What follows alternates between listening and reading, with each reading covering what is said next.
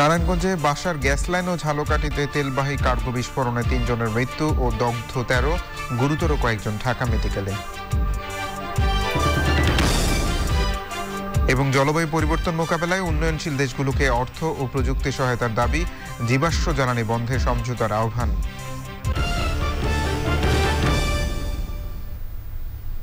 এছাড়া সোশ্যাল ইসলাম bank limited বিশেষ সংবাদে থাকছে।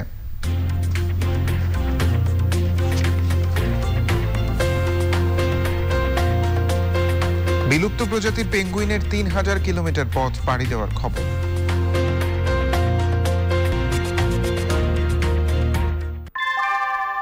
আনোয়ার শীট, দামে কম, থেকে অনেক বেশি। আনোয়ার শীট। শিরোনাম শুনছিলেন, এবার বিস্তারিত। করোনা মহামারী পরবর্তী কঠিন সময়ে মানবতার কল্যাণে ও সকলের ভালো চিন্তা করে শক্তিশালী অংশীদারিত্ব ভিত্তিক বিশ্ব গড়ে তোলার আহ্বান জানিয়েছেন প্রধানমন্ত্রী শেখ হাসিনা। এক্ষেত্রে শিক্ষা, পরিবেশ সহ ক্ষতিগ্রস্ত খাতগুলো পুনরুদ্ধারে বিশ্ব সম্প্রদায়ের জন্য ৪ দফা প্রস্তাবনা দিয়েছেন বাংলাদেশের সরকার প্রধান। বান্ধর রহমান জানাচ্ছেন বিস্তারিত। ফ্রান্সের প্যারিসে ইউনেস্কো সদর দপ্তরে উদযাপিত হচ্ছে সংস্থাটির ৭৫তম বার্ষিকী। আমন্ত্রিত বক্তা হিসেবে প্রধানমন্ত্রী শেখ হাসিনা অভিনন্দন জানানোর পাশাপাশি সংস্থাটিকে ২৫ বছরের দীর্ঘমেয়াদী পরিকল্পনা নেয়ার পরামর্শ দেন। We consider this organization as one of the most effective platforms for promoting global peace and collective prosperity. UNESCO declared the historic 7th March speech of the Father of the Nation in the Memory of the World International Register as a documentary heritage. I thank UNESCO for paying such rich tribute to this people's leader. As the world is now moving on way to recovery from pandemic, let us seize the moment to forge strong partnership for common good of our global humanity. মহামারী পরবর্তী কঠিন সময়ে অংশীদারিত্বের ভিত্তিতে কাজ করা সহ ৪ দফা প্রস্তাবনা দেন প্রধানমন্ত্রী। The pandemic has severely disrupted our education system. For recovery, we need a global plan to prioritize learning by investing in digital tools and services. Public-private partnerships must be forged for creating a technology-assisted, meaningful learning environment. COVID-19 vaccine must be considered as global public good. We must ensure its access to all, especially to students and educators worldwide. We must harness the benefit of science and scientific resources for the welfare of our peoples, with technology transfer at the core. ইউনেস্কোকে বিশ্বব্যাপী শান্তি ও সমৃদ্ধির সংস্থা হিসেবে উল্লেখ করে প্রধানমন্ত্রী শেখ হাসিনা বলেন, বিশ্ব শান্তিকে অগ্রাধিকার দেয় বলেই জাতিসংঘ শান্তি রক্ষায় বাংলাদেশের সর্বোচ্চ অংশগ্রহণ। বান্ধর রহমান, চ্যানেল আই। উন্নত দেশগুলো প্রতিশ্রুতি অনুযায়ী উন্নয়নশীল দেশগুলোকে সহযোগিতা করছে না বলে মন্তব্য করেছেন প্রধানমন্ত্রী শেখ হাসিনা। প্যারিস পিস ফোরামে উচ্চ পর্যায়ের প্যানেল আলোচনায় যোগ দিয়ে করোনাকালে বৈশ্বিক ব্যর্থতার কথা তুলে ধরে তিনি বলেন, কারিগরি সহযোগিতা পেলে বাংলাদেশের মতো দেশ ভ্যাকসিনের ন্যায়সম্মত প্রাপ্যতা নিশ্চিত করতে পারত। বান্ধর রহমানের আরও একটি রিপোর্ট। প্যারিস পিস ফোরামে south south and triangular cooperation শিরোনামের উচ্চ পর্যায়ের প্যানেল আলোচনা। বক্তা হিসেবে করোনাকালে ভ্যাকসিনের স্বল্পতা ও বৈশ্বিক ব্যর্থতার কথা তুলে ধরে প্রধানমন্ত্রী বাংলাদেশের মতো যেসব দেশের ভ্যাকসিন উৎপাদনের সক্ষমতা আছে তাদের কারিগরি সহায়তা দেওয়ার আহ্বান জানান। We now witness an uneven response to globalization around the world during the COVID-19 pandemic. We have seen international governance system failing millions of people in the global south. The huge gap in access to vaccines and treatments is only too telling. A number of developing countries like Bangladesh have the capacity to ensure vaccine equity and quality. We need support with technical know-how or TRIPS, waiver to go into large-scale vaccine production for sharing vaccines with the rest of the world. কৃষি, গণস্বাস্থ্য, অপ্রাতিষ্ঠানিক শিক্ষা ও দুর্যোগ ব্যবস্থাপনায় বাংলাদেশের অভিজ্ঞতা এখন বিশ্বের অনেক দেশে ছড়িয়ে আছে উল্লেখ করে জোটের সঙ্গে থাকার প্রতিশ্রুতি পুনর্ব্যক্ত করেন সরকার প্রধান। If you want to develop a society, you cannot just keep half of the population aside. You have to develop all together the gender equality. And now you will be happy to know that in our school enrollment, girls are more than boys. Now I am trying to bring boys back to school. Even there are some area where girls are not allowed to play like football or other thing. But now things have been changed because I just changed my strategy. From very beginning, I started it. Now everything is open. 2019 সালে বাংলাদেশ প্রস্তাবিত south knowledge and innovation সেন্টারের মতো উদ্ভাবনী প্রস্তাবনায় জাতিসংঘ G20 সহ বৈশ্বিক ফোরামগুলোকে এগিয়ে আসার আহ্বান জানান প্রধানমন্ত্রী। পান্থ রহমান, চ্যানেল আই। গেল 2 ধাপে ইউনিয়ন পরিষদ নির্বাচন শেষ হলেও নির্বাচন পরবর্তী সহিংসতা শেষ হয়নি। নির্বাচনের আগে পরে মিলিয়ে নিহত ও আহত বেড়েই চলেছে। আওয়ামী লীগের প্রার্থী সমর্থকদের নিজেদের মধ্যেই চলছে দফায় দফায় সংঘর্ষ। রাজবাড়ীতে নির্বাচনী সহিংসতার জেরে একজনকে হত্যা করেছে দুর্বৃত্তরা। শেরপুরে গুরুতর আহত একজনকে ময়মনসিংহ মেডিকেল কলেজ হাসপাতালে পাঠানো হয়েছে। প্রতিনিধিদের পাঠানো তথ্য ভিডিওচিত্রে সাদিয়া ওমরের রিপোর্ট।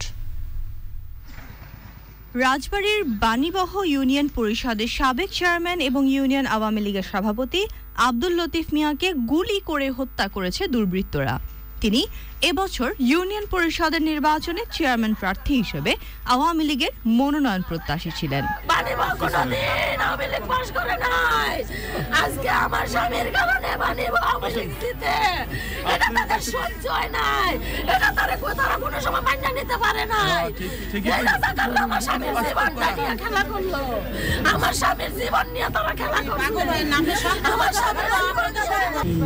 তীব্র নিন্দা জানাই এবং এটি একটি রাজনৈতিক হত্যাকাণ্ড। এই হত্যাকাণ্ডের সুষ্ঠু বিচার, তদন্ত এবং বিচার আমরা দাবি করি।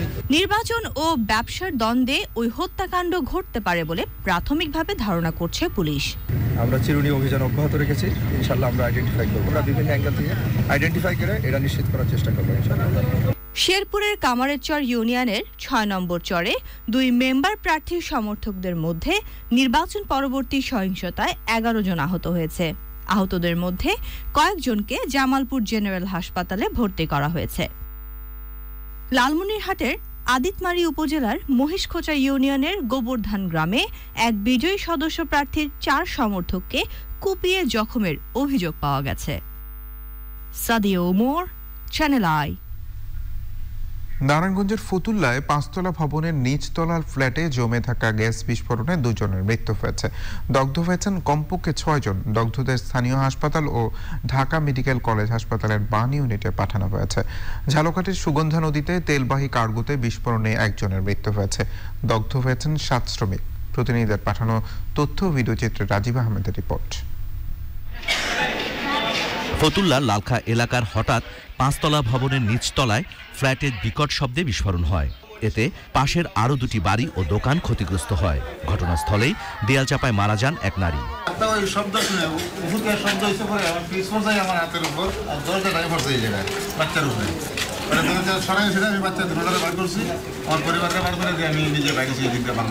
গ্যাসটা আস্তে আস্তে ঘরে জমছে, জমার পরে সকালবেলা অনেকে ডিউটি যাইব, চুলা ধরাতে চাইছে, ব্রাস্ট হয়ে গেছে। হয়তো কোনো কেউ এখানে সিগারেট মিগেট খাইছে, মর্নিংয়ে আসার সময় সিগারেট বিগেট খাইছে, হয়তো ওইখান থেকে কেউ সিগারেট খাওয়াইছে, ওই সিগারেট আগুন থেকে হয়তো আগুনটা ব্লাস্ট হয়েছে। নারায়ণগঞ্জ ফায়ার সার্ভিস জানায় বিস্ফোরণের পর আগুন লেগে যায়। খবর পেয়ে 2টি ইউনিট আগুন নিয়ন্ত্রণে আনে।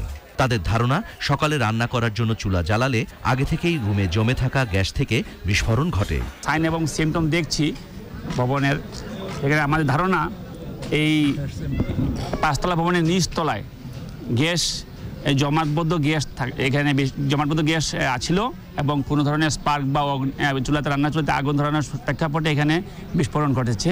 ঝালকাঠির সুগন্ধা নদীতে সাগর নন্দিনী 3 নামের একটি তেলবাহী কার্গোতে বিস্ফোরণে সুকানি কামরুল ইসলাম নিহত হন। সে সময় 7 জন শ্রমিক দগ্ধ হয়েছেন। আহতদের বরিশাল শেরেবাংলা মেডিকেল কলেজ হাসপাতালে পাঠানো হয়েছে। Rajib Ahmed, channel I.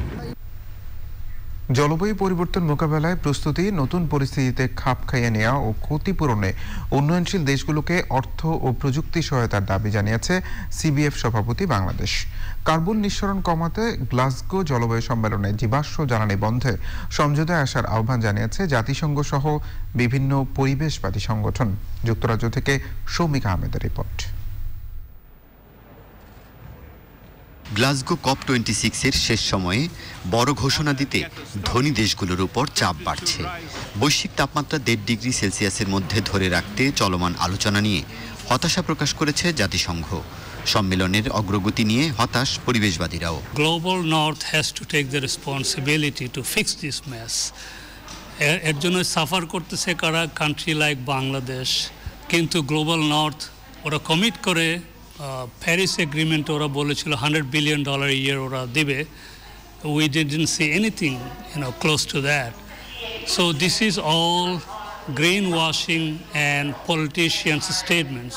We need action. জলবায়ু সংকট মোকাবেলায় করণীয় নিয়ে বাংলাদেশ প্যাভিলিয়নে ক্লাইমেট ভালনারেবল ফোরামের আলোচনা হয়। ক্লাইমেট ভালনারেবল ফোরামের বক্তব্য কিন্তু আমরা এখানে একসাথে একটা ভয়েস রেজ করে আমরা এটা বলেছি। আর দ্বিতীয়ত যে কথাগুলো আমাদের মাননীয় প্রধানমন্ত্রী তার সূচনা বক্তব্যে বলেছেন এখানে, সেটা হচ্ছে যে আমরা 1.5 ডিগ্রি সেলসিয়াস সেটাকে আমরা কি ধরে রাখতে চাই। আমরা আমাদের যে লস অ্যান্ড ড্যামেজ বিষয়টাকে আমরা গুরুত্ব দিয়েছি, আমরা অ্যাডাপ্টেশনকে গুরুত্ব দিয়েছি, মিটিগেশনকেও গুরুত্ব দিয়েছি। আরও অনেক অর্থায়ন প্রয়োজন যদি আমরা বিশ্বকে রক্ষা করতে চাই। তথাপিও যে 100 বিলিয়নের যেটা কমিটমেন্ট ছিল সেটা যেন করা হয়, রক্ষা করা হয়, সেটা আমরা বলেছি। এটা একটা ইস্যু।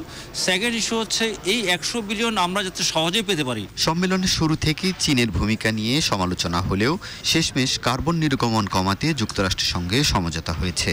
ইউএসএ এবং চায়না একটা সমঝোতা এসছে যে কার্বন নিঃসরণের ব্যাপারে। হয়তো এটা একটা ভালো লক্ষণ বলবো, এই কারণেই বলবো যে চায়না কিন্তু এতদিন এর থেকে বেশ দূরেই ছিল। তো শেষ পর্যন্ত তারা যে সমঝোতা এসছে এটা আমাদের জন্য, বাংলাদেশের জন্য এবং অন্যান্য দেশের জন্য খুবই একটা উপকার লাগবে। COP26-এর আমরা অনেক আশা নিয়ে এসেছিলাম এবং ভেবেছিলাম যে এখানে অনেক গুরুত্বপূর্ণ ডিসিশন হবে। এখন পর্যন্ত বড় কোনো ডিসিশন দেখতে পাচ্ছি না। গতিটা খুবই একেবারে সম্মুখ গতিতে চলার মতো। নেক্সট ইয়ারে ইজিপ্টে হওয়ার কথা, আবার আশায় বুক বেঁধে রেখেছে যে হয়তো ভালো কিছু হবে ওখানে। 2030 সালের মধ্যে 45% ও 2050 সালের মধ্যে কার্বন নিঃসরণ শূন্যে নামিয়ে আনার আহ্বান জানিয়েছে জাতিসংঘ। Inter governmental panel for climate change IPCC বলছে জলবায়ু পরিবর্তন মোকাবেলায় $100 বিলিয়ন যথেষ্ট নয়, দরকার কয়েক ট্রিলিয়ন ডলার। তাই তো একটি সবুজ পৃথিবী গড়তে বিশ্ব নেতাদের দ্রুত কার্যকর সিদ্ধান্ত নেওয়ার আহ্বান জানিয়েছেন COP প্রেসিডেন্ট অলোক শর্মা। স্কটল্যান্ডের গ্লাসগো থেকে সৌমিক আহমেদ, চ্যানেল আই। এবার ঐক্য.com.bd iSports।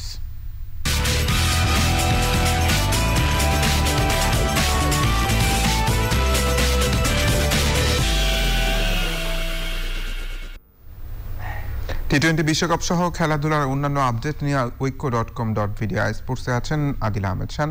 যাচ্ছি তার কাছে। আদিল। হৃদয়, ধন্যবাদ আপনাকে। দর্শক, স্বাগত জানাচ্ছি ঐক্য.com.bd iSports-এ। আর একদিন পরেই পর্দা নামছে টি-20 বিশ্বকাপের সপ্তম আসরের। চূড়ান্ত হয়েছে 2 ফাইনালিস্ট। আয়োজনের শুরুতেই থাকছে বিশ্বকাপের আপডেট। টি-20 বিশ্বকাপের 2 সেমিফাইনালে 2 সাবেক বিশ্ব চ্যাম্পিয়ন পাকিস্তান ও ইংল্যান্ড বিদায় নেওয়ার পর এবার টি-20-তে আসছে নতুন বিশ্ব চ্যাম্পিয়ন। অস্ট্রেলিয়া নাকি নিউজিল্যান্ড? এবার কারা প্রথমবারের মতো জিতবে আইসিসি ওয়ার্ল্ড টি-20-র শিরোপা? এখন তার জন্যই অপেক্ষা। সংযুক্ত আরব আমিরাতের দুবাই থেকে রিপোর্ট করছেন আরিফ চৌধুরী। 2 মাঠের 2টি সেমিফাইনালই শেষে ব্যাট করা দল বাজিমাত করেছে। 2 ম্যাচে মিল আছে আরও। 2টি ম্যাচই 19তম ওভারে নিষ্পত্তি হয়েছে। ইংল্যান্ডকে বিদায় করেছে নিউজিল্যান্ড, আর অস্ট্রেলিয়া বাড়িতে পাঠিয়েছে গ্রুপ পর্বের সব ম্যাচ জয়ী পাকিস্তানকে। এবার শুধুই ট্রফি ছোঁয়ার অপেক্ষা black ক্যাপদের। We came as underdogs, but we know New Zealand, what our capability is, and we really showed the world what New Zealand cricket is all about, you know. As the game continued, the odds were against us for 99% of that game, but for that 1%, how good were we, Lauren? Absolutely brilliant, and I think they really drew on the Hibs winning the Scottish Cup final. David Gray as inspiration. Brilliant. Got the black card! 2010 সালে ফাইনালে উঠেও trophy ছুঁয়ে দেখা হয়নি অস্ট্রেলিয়ার। এবার আর ব্রিজটনের সেই গল্পের পুনরাবৃত্তি চান না অজি ভক্তরা। দুবাইতেই নতুন ইতিহাস গড়বে ওয়ার্নার স্মিথ ফিঞ্চের দল, বিশ্বাস ভক্তদের। We're going to do it. I have faith. I'm excited. Australia might have a slight edge. I honestly didn't think they had it in them to come back and beat Pakistan from that position. So I think they would take this confidence into the final. I would give them a slight 60-40 advantage over the Kiwis. Yeah. সেমির পরদিন বিশ্রামে দুই finalist. রোববার শিরোপা লড়াইয়ে নামার আগে শনিবার দু দলই শেষবার অনুশীলন করবে। 2015 ওয়ানডে বিশ্বকাপের ফাইনালও দেখা হয়েছিল অস্ট্রেলিয়া নিউজিল্যান্ডের। মেলবোর্নের সেই ঐতিহাসিক ফাইনালের পর এবার মরুর বুকে আরও একটি ট্রান্স তাসমান ফাইনাল দেখার অপেক্ষায় ক্রিকেট ভক্তরা। Arif Chowdhury, channel I, Dubai, সংযুক্ত আরব আমিরাত। টি-20 বিশ্বকাপের আরও খবর। দুবাইয়ে দুর্দান্ত লড়াইয়ের পর পাকিস্তানকে হারিয়ে টি-20 বিশ্বকাপের ফাইনালে অস্ট্রেলিয়া। ব্যাটে বলের এই লড়াইয়ে ক্ষণে ক্ষণে বদলেছে রং, শেষ হাসি অজিতের। তবে পাকিস্তানের লড়াকু পারফরমেন্সও প্রশংসা পেয়েছে ক্রিকেট দুনিয়ার। পাকিস্তানের প্রধানমন্ত্রী ও সাবেক তারকা ক্রিকেটার ইমরান খান স্বদেশের ক্রিকেটারদের নিয়ে গর্বিত বলে জানিয়েছেন। পাশাপাশি অস্ট্রেলিয়া দলও পেয়েছে তার শুভেচ্ছা। প্রশংসা ঝরেছে আরেক সাবেক পাকিস্তানি তারকা রমিজ রাজার টুইটে। কেভিন পিটারসন, শেন ওয়ানের মতো লিজেন্ডের লেখায় আছে দু দলেরকে নিয়েই স্তুতি। দুবার বিশ্বকাপ জয়ী ক্যারিবীয় অধিনায়ক ট্যারেন স্যামি ও ভারতীয় স্পিনার হরভজন ফাইনালে অজিদের পক্ষে বাজি ধরতে রাজি।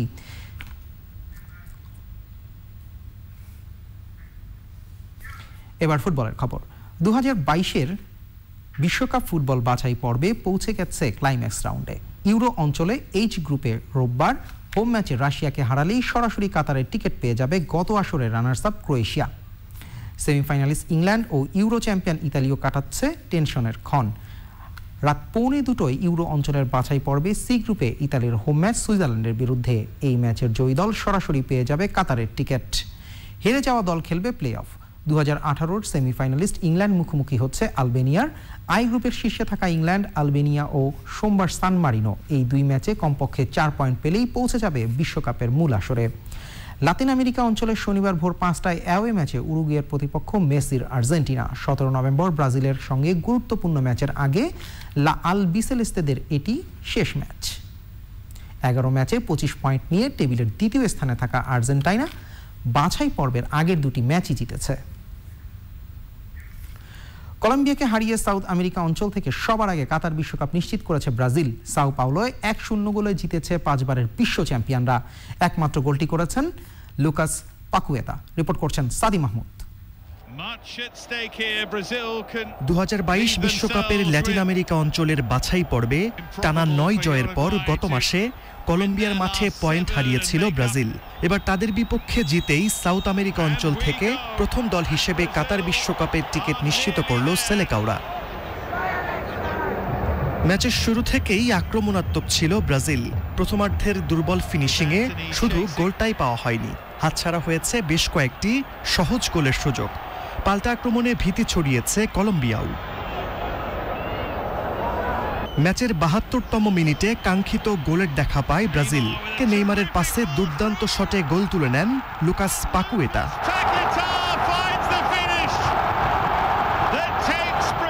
শেষ দিকে অবশ্য ব্যবধান বাড়ানোর বেশ কয়েকটি সুযোগ পেয়েছিল কোচ তিতের শিষ্যরা। শেষ পর্যন্ত সেটি হয়নি।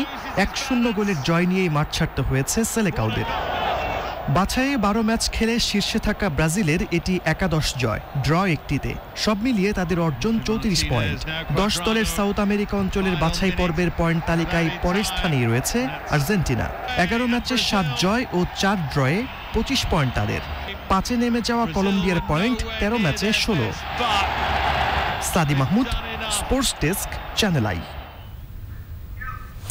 দর্শক, এই ছিল এখনকার ঐক্য.com.bd স্পোর্টসে। আপনাদেরকে আবারও ফিরিয়ে নিয়ে যাচ্ছি হৃদয়ের কাছে মূল সংবাদে।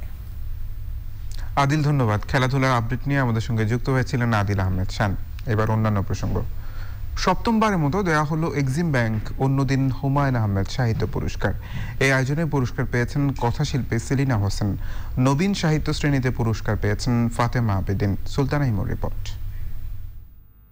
কিংবদন্তি কথাসাহিত্যিক হুমায়ুন আহমেদ 4 দশকের বেশি সময় যার সৃষ্টিশীলতায় আচ্ছন্ন ছিলেন অসংখ্য সাহিত্যপ্রেমী। নবীন সাহিত্যিকদের কাছে অনুপ্রেরণার আরেক নাম হুমায়ুন আহমেদ। তাকে স্মরণ করেই অনুষ্ঠিত হলো 7ম এক্সিম ব্যাংক অন্যদিন হুমায়ুন আহমেদ সাহিত্য পুরস্কার।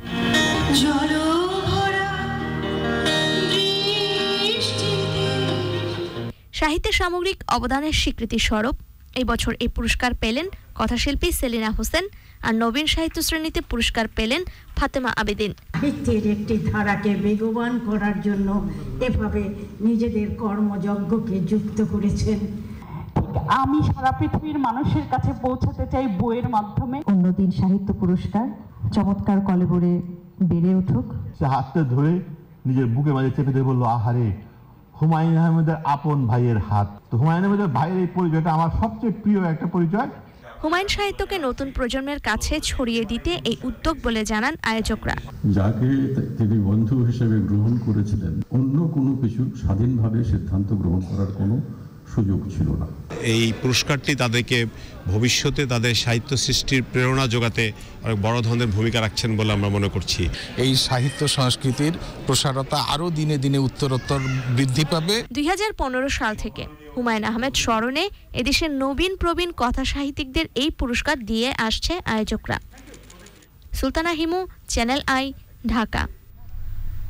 সংবাদের রিপোর্ট জানিয়েছে অশোক লীলা নিফাত। অটস বিরতি, আর বিরতির পর জানিয়ে ফিরছি। ভিন্নমত উস্কে দেওয়ার অভিযোগে মিয়ানমারে মার্কিন সাংবাদিকের 11 বছরের কারাদণ্ড, বিচারাধীন আরও কয়েকটি অভিযোগ।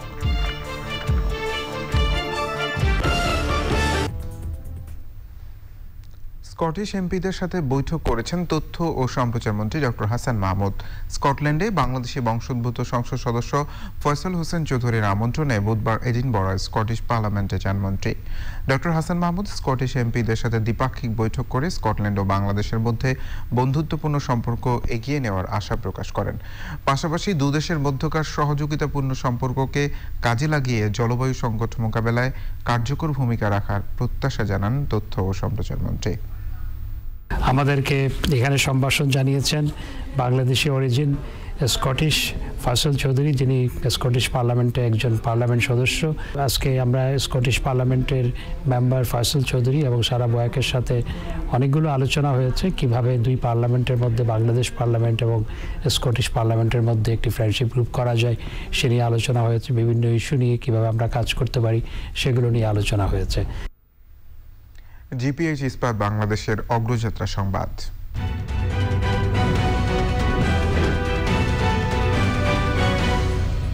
নির্মাণে প্রচলিত স্টিল বেছে নেবেন নাকি বেছে নেবেন এশিয়ার প্রথম কোয়ান্টাম ইলেকট্রিক আর্ক ফার্নেসে তৈরি বিশ্বসেরা স্টিল? জিপিএইচ ইস্পাত, দৃঢ়তার প্রতিশ্রুতি। স্বাস্থ্য বীমা ও জীবন বীমার আওতায় আসলো ঢাকা বিশ্ববিদ্যালয়ের সকল নিয়মিত শিক্ষার্থী। পাবলিক বিশ্ববিদ্যালয়ের শিক্ষার্থীদের কেন্দ্রীয়ভাবে বীমার আওতায় আনার উদ্যোগ শুধু দেশই নয়, দক্ষিণ এশিয়ায় প্রথম বলে উল্লেখ করেন এর সাথে সংশ্লিষ্টরা। বিশ্ববিদ্যালয়ের ব্যবস্থাপনায় বাৎসরিক মাত্র 270 টাকা প্রিমিয়াম দিয়ে শিক্ষার্থীরা তালিকাভুক্ত বিভিন্ন হাসপাতালে সেবা নিতে পারবেন। মিথিলা রাজিন জানাচ্ছেন বিস্তারিত। 2018 সাল থেকে ঢাকা বিশ্ববিদ্যালয়ের স্বাস্থ্য অর্থনীতি ইনস্টিটিউটের স্নাতক ও স্নাতকোত্তর পর্যায়ের 300 শিক্ষার্থীকে বীমার আওতায় আনা হলেও বিশ্ববিদ্যালয়ের শতবর্ষপূর্তিতে প্রায় 38,000 নিয়মিত শিক্ষার্থীকে বীমার আওতায় আনা হলো। প্রত্যেক শিক্ষার্থী হাসপাতালে ভর্তির ক্ষেত্রে বার্ষিক সর্বোচ্চ 50,000 টাকা, বহির্বিভাগে চিকিৎসার ক্ষেত্রে বার্ষিক 10,000 টাকা এবং বিশেষজ্ঞ চিকিৎসকের পরামর্শ ফি হিসেবে প্রতি ব্যবস্থাপত্রে সর্বোচ্চ 500 বীমা সুবিধা পাবেন।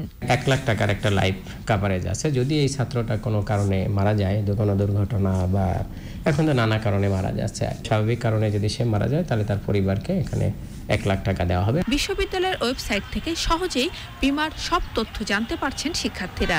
আমরা স্বাস্থ্য বীমার বিষয়টি জানি এবং সেটির অন্তর্ভুক্ত হয়েছি। বিশ্ববিদ্যালয় প্রশাসন বলছেন, এতদিন শুধু বিশ্ববিদ্যালয়ের শিক্ষক, কর্মকর্তা ও কর্মচারীরা বীমা সুবিধা পেলেও শিক্ষার্থীদের সম্পৃক্ত করার মাধ্যমে পুরো ঢাকা বিশ্ববিদ্যালয় পরিবার বীমার আওতায় আসলো। যখন বিদেশে যেতাম তখন দেখতাম যে বিদেশে বিশ্ববিদ্যালয়গুলোতে যেখানেই আমরা যাই না কেন তখন সকলকেই হেলথ ইন্স্যুরেন্স করতে হয়, কিন্তু আমাদের দেশে সেটি নেই। তখন ভাবলাম যে এটি করা খুব জরুরি। কোনো শিক্ষার্থীর বয়স 28 বছর পার হলে বা ছাত্রত্ব হারালে তিনি বীমা সুবিধা পাবেন না। শিক্ষার্থীরা এ ধরনের বীমার অন্তর্ভুক্ত হওয়ার মাধ্যমে নিজেদের সুরক্ষিত রাখার পাশাপাশি ভবিষ্যতে দেশ, জাতি এবং সমাজকে সুরক্ষিত রাখার চেতনাকে জাগ্রত করতে পারবেন বলে মনে করছেন বিশ্ববিদ্যালয় প্রশাসন। ঢাকা বিশ্ববিদ্যালয় থেকে মিথিলা নাজনীন, চ্যানেল আই। এবার নিটল ডাটা আন্তর্জাতিক সংবাদ।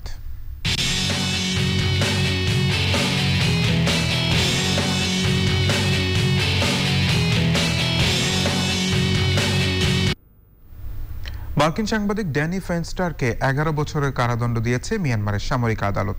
অভিবাসন আইন লঙ্ঘন, অবৈধ হস্তক্ষেপ ও সামরিক বাহিনীর বিরুদ্ধে ভিন্ন মতকে উস্কে দেওয়ার অভিযোগে তাকে এ সাজা দেওয়া হয়েছে।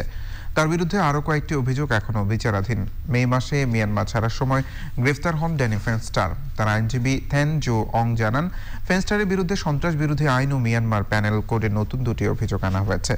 ফেনস্টার মিয়ানমারের রেঙ্গুন ভিত্তিক অনলাইন নিউজ পোর্টাল ফ্রন্টিয়ার মিয়ানমারের ব্যবস্থাপনা সম্পাদক। এবার সোশ্যাল ইসলাম ব্যাংক লিমিটেড বিশেষ সংবাদ।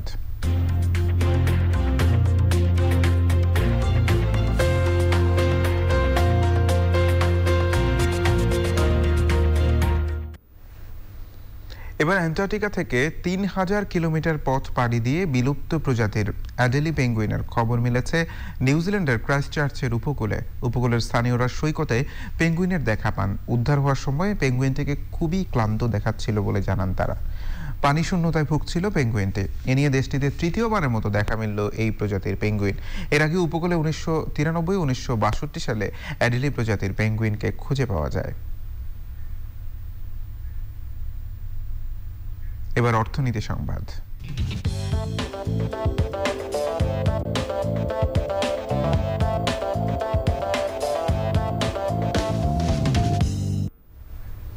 বিশ্বের শীর্ষস্থানীয় বৈদ্যুতিক গাড়ি নির্মাতা প্রতিষ্ঠান টেসলার $500 কোটি শেয়ার বিক্রি করেছেন কোম্পানির প্রতিষ্ঠাতা ইলন মাস্ক। এর আগে নিজের অংশে থাকা টেসলার 10% শেয়ার বিক্রির ঘোষণা দেন বিশ্বের অন্যতম শীর্ষ এ ধনকুবের। এরপরেই টেসলার শেয়ারের মূল্য 12% কমে যায়। এই পরিস্থিতিতে কোম্পানিটিকে $1 ট্রিলিয়ন ক্লাবে থাকাটা এখন অনিশ্চয়তায় ফেলে দিয়েছে। এবার ইন্ডিক্যাফে গ্লোবাল সিল সিটি সংবাদ।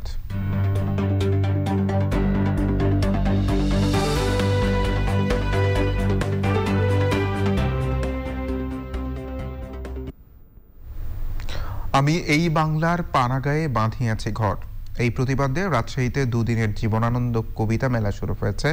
মহানগরীর বরেন্দ্র কলেজ চত্বরে কবিকুঞ্জের আয়োজন উদ্বোধন করেন বাংলা একাডেমির মহাপরিচালক কবি মোহাম্মদ নুরুল হুদা। কবিকুঞ্জের সভাপতি বীর মুক্তিযোদ্ধা অধ্যাপক কবি রুহুল আমিন প্রামাণিকের সভাপতিত্বে অনুষ্ঠানে প্রধান অতিথি ছিলেন city mayor AHM Khairuzzaman Liton.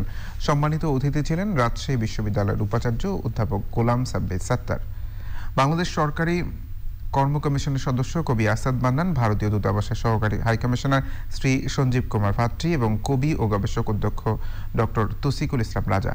স্বাগত বক্তৃতা করেন কবিকুঞ্জের সাধারণ সম্পাদক কবি আরিফুল হক কুমার। সারা দেশের কবি ও লেখকদের মিলন মেলার উদ্বোধন অনুষ্ঠানে সঙ্গীত পরিবেশন করেন জয় বাংলা সাংস্কৃতিক জোট। এবার পূবালী ব্যাংক লিমিটেড কৃষি সংবাদ।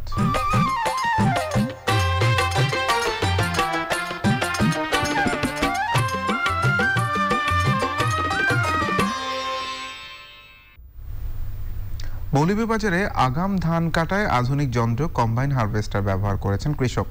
ধানের ন্যায্য দাম পেতে ও শ্রমিক সংকট নিরসনে কম্বাইন হারভেস্টার ব্যবহারের পক্ষে কৃষি বিভাগ। মৌলভীবাজার থেকে MS সালামের পাঠানো তথ্য ভিডিওচিত্র রাজীব আহমেদের রিপোর্ট। চলতি আমন মৌসুমে কম্বাইন্ড হারভেস্টার দিয়ে আগাম জাতের ব্রি ধান কেটেছেন কৃষক। প্রতি বছরই ধান কাটার মৌসুমে শ্রমিক সংকট দেখা দিলেও এবার হারভেস্টার মেশিন দিয়ে ধান কাটায় সংকট অনেকটাই দূর হয়েছে। সেই সাথে সময় মতো ধান বাজারে নিতে পারায় ন্যায্য মূল্য পাওয়ার আশা করছেন কৃষক। ভালো ফলন হয়েছে। আমরা প্রথম পর্যায়ে যে কাটছি প্রায় প্রতি বিঘাতে 22 মণ আমরা ধান পাইছি। 7 থেকে 8 হাজার টাকা পার বিঘায় খরচ চলে যায়। তো সেক্ষেত্রে এখন যান্ত্রিক উপায়ে ধান কর্তন করাতে আমাদের এটা 50% কমে নেমে আসছে এবং কম সময়ে আমরা ধানগুলা গড়ে তুলতে পারছি এই যান্ত্রিক উপায়ে ধান কাটাতে। জেলায় এবার 1,01,425 হেক্টর জমিতে ধান চাষ হয়েছে। উৎপাদন লক্ষ্যমাত্রা ধরা হয়েছে 2,84,000 মেট্রিক টন। আজকে আমরা কম্বাইন হারভেস্টার দিয়ে ধান কাটা শুরু করলাম এবং এই যে ধান 87 এটি অল্প 125 দিনের মধ্যে চলে আসছে। এরপরে এখানে সরিষা করা হবে, অর্থাৎ আমরা চাচ্ছি যে রূপা আমন ধান কাটার পরে সরিষা, ভুট্টা, সূর্যমুখী এইগুলি চাষ করে আমরা শস্যের নিবিড়তাটা বাড়ানোর জন্য, যাতে কৃষক ভাইরা একই জমি থেকে বেশি ফসল পেয়ে তারা লাভবান হন। Rajib Ahmed, channel I. এখন দেখবেন প্রকৃতি সংবাদ।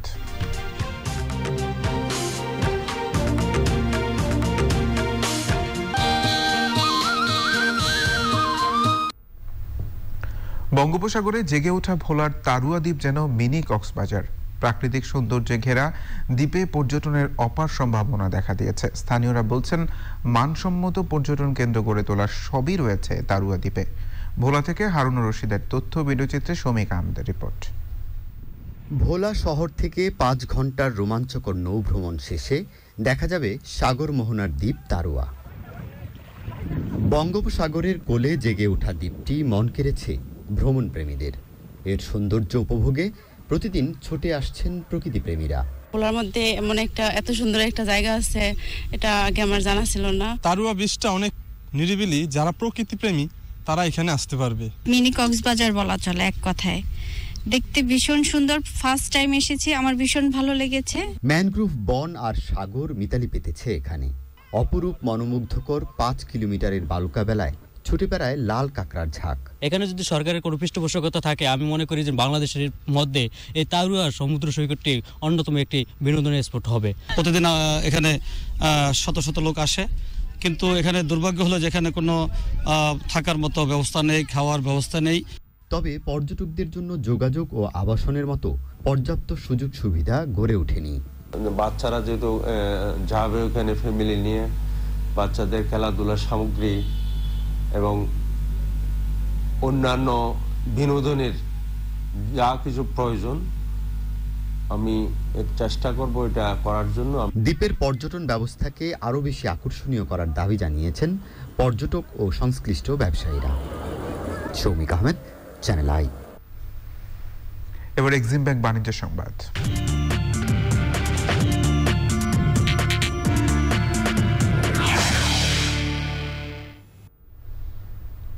কক্সবাজারে বীমা প্রতিষ্ঠানগুলোর 2 দিনের প্রধান মানি লন্ডারিং প্রতিরোধ পরিপালন কর্মকর্তা সম্মেলন শুরু হয়েছে। প্রধান অতিথি ছিলেন অর্থ মন্ত্রণালয়ের আর্থিক প্রতিষ্ঠান বিভাগের সচিব শেখ মোহাম্মদ সলিমুল্লাহ। বিশেষ অতিথি ছিলেন বীমা উন্নয়ন ও নিয়ন্ত্রণ কর্তৃপক্ষের সদস্য মইনুল ইসলাম, বাংলাদেশ ইন্স্যুরেন্স ফোরামের প্রেসিডেন্ট ও পপুলার লাইফ ইন্স্যুরেন্সের ব্যবস্থাপনা পরিচালক ও সিইও BM ইউসুফ আলী, আর্থিক প্রতিষ্ঠান বিভাগের অতিরিক্ত সচিব আব্দুল্লাহ হারুন পাশা, বাংলাদেশ ফাইন্যান্সিয়াল ইন্টেলিজেন্স ইউনিটের প্রধান ও বাংলাদেশ ব্যাংকের নির্বাহী পরিচালক মোহাম্মদ মাসুদ বিশ্বাস, কক্সবাজার জেলা প্রশাসক মোহাম্মদ মামুনুর রশিদ এবং অন্যরা। সভাপতিত্ব করেন বীমা উন্নয়ন ও নিয়ন্ত্রণ কর্তৃপক্ষের chairman doctor M Mosharraf Hossain FCA। সংবাদে আবার নিচ্ছে অশোক লিনা নিফাত বিরতি। আর বিরতির পর জানিয়ে ফিরছি, দেশে একদিনে করোনা ভাইরাসে 5 জনের মৃত্যু, আক্রান্ত শনাক্তের হারও বেড়ে 1.28%। দেশে একদিনে করোনা ভাইরাসে আরও 5 জনের মৃত্যু হয়েছে, নতুন শনাক্ত হয়েছেন 221 জন। শনাক্তের হার 1.28%।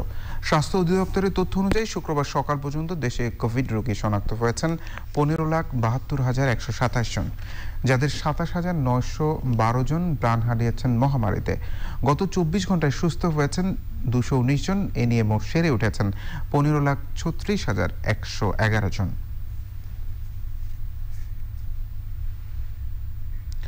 1975 সালে বঙ্গবন্ধুকে সপরিবারে হত্যার পর জিয়া মোস্তাক গংরা খুনিদের রক্ষা করতে যে ইন্ডেমনিটি অধ্যাদেশ আইন করেছিল, তা ছিল ইতিহাসের জঘন্যতম আইন। জাতীয় প্রেসক্লাবে প্রগতিশীল সাংবাদিকের মঞ্চের উদ্যোগে ঘৃণ্য আইন ইন্ডেমনিটি শীর্ষক আলোচনা সভায় বক্তারা এই কথা বলেন। জাতীয় প্রেসক্লাবের সভাপতি ফরিদা ইয়াসমিনের সভাপতিত্বে অনুষ্ঠানে প্রধান অতিথি ছিলেন পরিকল্পনা মন্ত্রী M.A. মান্নান MP। আলোচনায় অংশ নেন সুপ্রিম কোর্টের আপিল বিভাগের সাবেক বিচারপতি শামসুদ্দিন চৌধুরী মানিক, ঢাকা বিশ্ববিদ্যালয়ের সাবেক উপাচার্য অধ্যাপক আহমদ আরিফিন সিদ্দিক, সাংবাদিক মঞ্জুল আহসান বুলবুল। অটিজম বৈশিষ্ট্য সম্পন্ন শিশুরা তথ্য প্রযুক্তির মাধ্যমে ভবিষ্যৎ কর্মক্ষেত্রে কিভাবে উপকৃত হতে পারে সে বিষয়ে রাজধানীতে সেমিনার হয়েছে। তথ্য প্রযুক্তি খাতের বিশ্ব সম্মেলনের 25তম আসরে বক্তারা অটিজম শিশুদের মেধা বিকাশ, তাদের ক্ষমতায়ন এবং কর্মপরিবেশে তারা যাতে নিজেদের কাজের মূল্যায়ন পায় সেসব বিষয়ে তুলে ধরেন।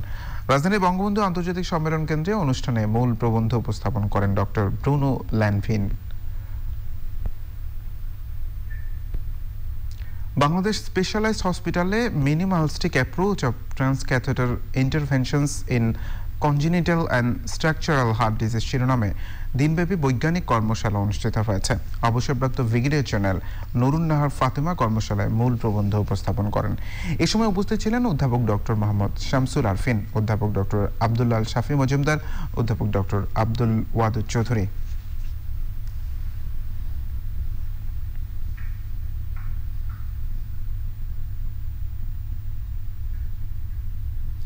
শিল্পী ফরিদা পারভিনের সঙ্গীত জীবনের 55 বছর পূর্তিতে তাকে সংবর্ধনা দিয়েছে স্বপ্নকরী। সন্ধ্যায় রাজধানীর সঙ্গীত ও নৃত্যকলা মিলনায়তনে স্বপ্নকরী সুর কবিতার যুগলবন্দি অনুষ্ঠানের আয়োজন করে। এতে ফরিদা পারভিনের সঙ্গে অংশ নেন কবি হাসান মাহমুদ। বক্তারা ফরিদা পারভিনের সঙ্গীত যাত্রা তুলে ধরেন, বলেন 55 বছরে গুণী এই শিল্পী বাংলাদেশেরই প্রতিচ্ছবি হয়ে উঠেছেন।